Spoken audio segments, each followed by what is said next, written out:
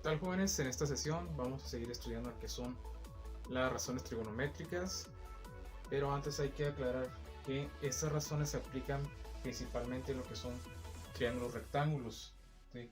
Y tenemos aquí un pequeño esquema con un triángulo rectángulo formado por los puntos A, B y C, y para cada lado se le va a asignar el nombre de cateto opuesto o cateto adyacente, y al lado inclinado, como ya sabemos, se le llama hipotenusa.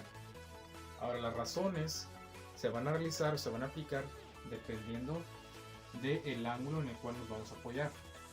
En este ejemplo tenemos aquí que vamos a apoyarnos en el ángulo B. Entonces, en el ángulo B, el cateto opuesto quiere decir que es el cateto que va a estar frente o en contra del ángulo B, entonces corresponde al que está de manera vertical, que sería al lado AC. Entonces tenemos el cateto opuesto, ¿sí? Y ese se va a dividir entre lo que es la hipotenusa. Entonces tenemos cateto opuesto sobre la hipotenusa, por eso se llama razones, porque son una razón, es decir, una división entre los catetos y la hipotenusa. Esto se aplica para lo que sería la función de seno del ángulo B. Para la función coseno del mismo ángulo B corresponde entonces el cateto adyacente. El cateto adyacente es el que forma parte del mismo ángulo. En este caso quedaría como en el eje horizontal, o lo que sería el lado BC. Entonces la razón sería cateto adyacente sobre la hipotenusa. Y para la función tangente del mismo ángulo, ángulo B, corresponde entonces a hacer la razón de cateto opuesto sobre el cateto adyacente. Entonces, si memorizamos esto, si entendemos correctamente cuál cateto corresponde, ¿sí? Hay que ver simplemente en qué ángulo nos vamos a apoyar. Si utilizamos el ángulo A, entonces los catetos se invierten, es decir, el cateto opuesto ahora será aquel que sea opuesto al ángulo, sería entonces el del eje horizontal, y el adyacente sería entonces el que está sobre el eje vertical, quiere decir que es el que está formando parte del ángulo A. Bien, entonces entendiendo ya lo que son las razones trigonométricas, identificando ya los catetos, lo que haremos entonces será aplicarlo al siguiente ejemplo. Y tenemos ya la información de cuánto mide la hipotenusa y cuánto mide uno de los catetos, que en este caso mide 12. Ahora, si tenemos esta información, podemos utilizar o podemos apoyarnos en cualquiera de los dos ángulos, tanto de A como de B. Entonces podemos utilizar en este caso B. Ahora, identifiquemos primeramente que son el cateto adyacente, que es la información que se nos está dando, y la longitud de la hipotenusa. Teniendo en cuenta que tenemos la medida del cateto adyacente y de la hipotenusa, entonces la función que vamos a utilizar para calcular la medida del ángulo B será entonces coseno del ángulo B.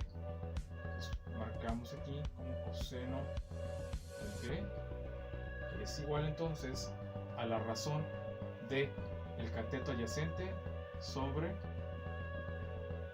la hipotenusa. Ahora recordemos que para llegar al cálculo de lo que es la medida del ángulo, tenemos que pasar nuestra función coseno a la inversa para poder obtener entonces la medida de nuestro ángulo B. La razón va a quedar dentro de los paréntesis y solo queda entonces utilizar nuestra calculadora con la función coseno inversa y entre paréntesis la división o la razón 12 entre 3, y eso nos da como resultado que la medida del ángulo B será de 22.6 grados. Y ahí ya tenemos nosotros la medida del ángulo B. Para calcular entonces ahora lo que es el ángulo A, podemos utilizar nuevamente las razones trigonométricas o simplemente recordar que ya teniendo nosotros entonces la medida del ángulo B y por ende la medida del ángulo C, que en este caso es el ángulo recto, que entonces sería de 90 grados, y recordando también que la suma de los ángulos interiores de un triángulo debe ser igual a 180, simplemente sumamos los ángulos que ya tenemos y se lo restamos a 180. Tenemos la medida del ángulo recto, que son 90 grados, más la medida del ángulo B, que son 22.6 grados. Y eso nos debe dar como resultado 180